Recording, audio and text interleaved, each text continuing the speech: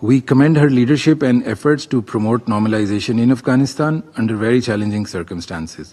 We also thank the briefers for their very useful insights. Let me begin by expressing Pakistan's strong condemnation of the cowardly terrorist attack in Kabul yesterday that resulted in the death of Acting Minister for Refugees in the Afghan interim government, Mr. Khalilur Rahman Haqqani, and several others. We offer our heartfelt condolences to the families of the victims, the AIG, and the people of Afghanistan. Madam President, the situation in Afghanistan remains dire and deeply worrying. 23.7 million Afghans are in need of urgent humanitarian assistance. While we are encouraged to see improvements in funding for the Afghanistan Humanitarian Needs and Response Plan, it remains severely underfunded at 37.5% of the required $3.06 billion. This plan must be fully funded without preconditions for the welfare and well-being of the vulnerable Afghan people.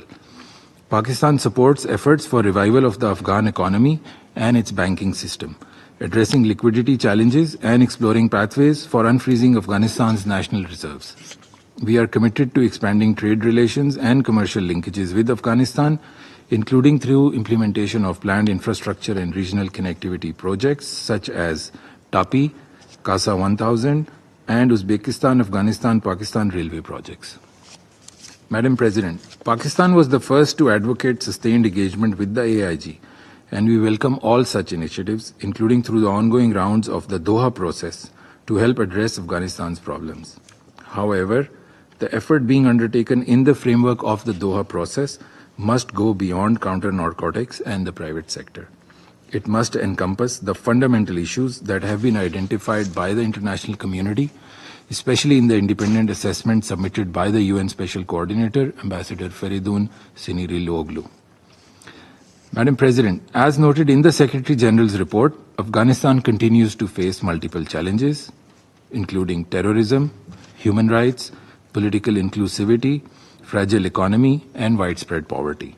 These problems are also affecting the region, particularly neighboring countries like Pakistan, that have sustained millions of Afghan refugees for decades and borne the brunt of more recent population flows from Afghanistan. Terrorism within and from Afghanistan poses the single most serious threat to the country, to the region, and to the world. While the AIG is fighting ISIL-K or Daesh, the threat from various other terrorist groups such as Al-Qaeda, the TTP, and others has yet to be addressed. The TTP, with 6,000 fighters, is the largest listed terrorist organization operating in Afghanistan. With safe havens close to our border, it poses a direct and daily threat to Pakistan's security. The TTP is responsible for a number of terrorist attacks in Pakistan, causing the loss of lives of hundreds of innocent Pakistani civilians and law enforcement officials.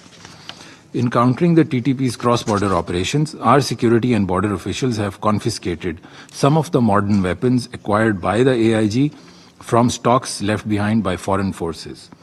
The TTP also receives external support and financing from our adversary.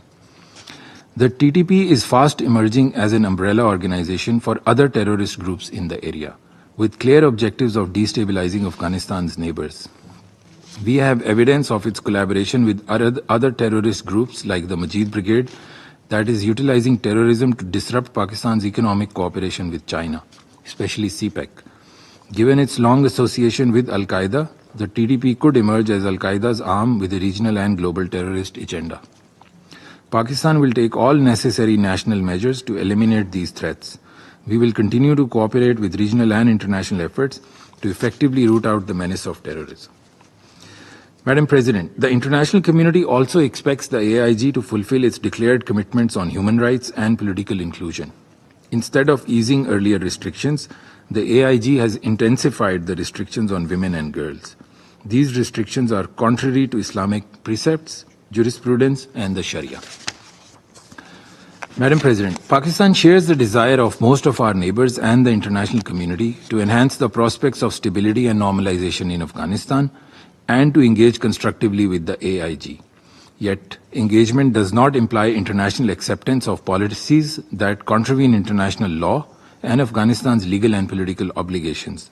An engagement must have clear objectives and purpose. We need a roadmap of the specific and reciprocal actions to be taken by the AIG and the international community to achieve the goal of normalization in Afghanistan. The AIG spokesperson has himself asked for implementation of the Special Coordinator's plan. This is the only viable recipe for economic revival, long-term development, and sustainable peace, security, and development in Afghanistan. The destinies of Pakistan and Afghanistan are intertwined, underpinned by bonds of history, geography, ethnicity, language, faith, and culture.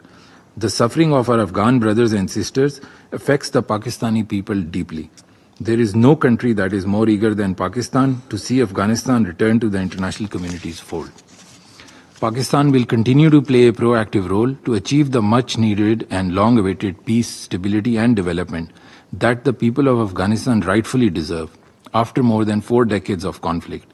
And we will continue to engage at the bilateral, regional, and international level to realize these aims, including as a non-permanent member of the Security Council for the term 2025-2026. I thank you very much.